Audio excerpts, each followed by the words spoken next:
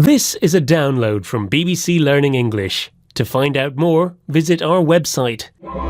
6 Minute English From bbclearningenglish.com. Hello and welcome to 6 Minute English. I'm Sophie. And I'm Neil.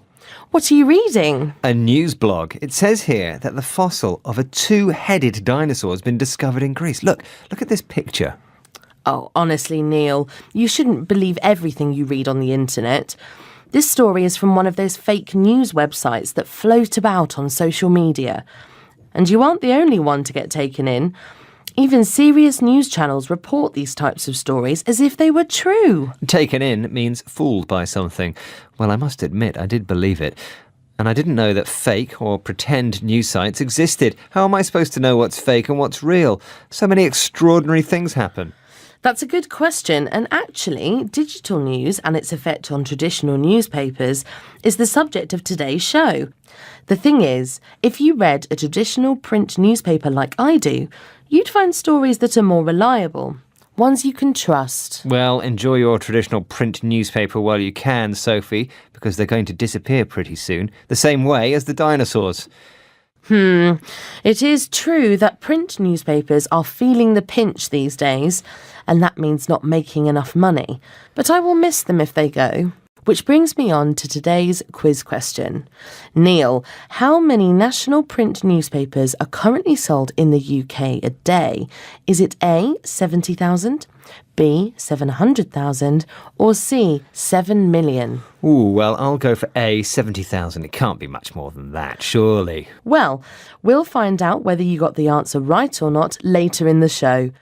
But moving on now, we've discussed one disadvantage of digital news, that it can be hard to distinguish a real story from a fake one, given the massive information available on the web.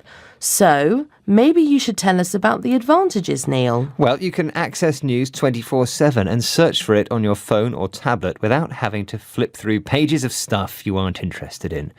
It isn't all in black and white, and it isn't all about reading. You can watch and listen too, and make comments of your own.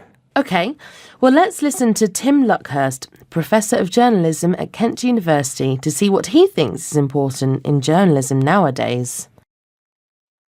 It doesn't matter whether your local journalist produces news on a tablet, on a mobile phone, in print, online, on television or on radio.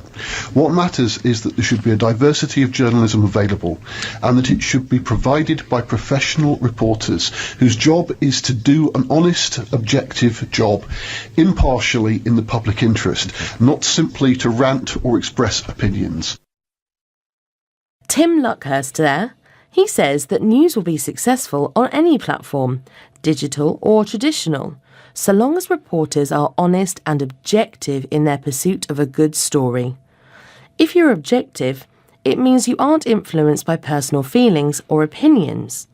If you rant, you speak in an angry, opinionated way about something.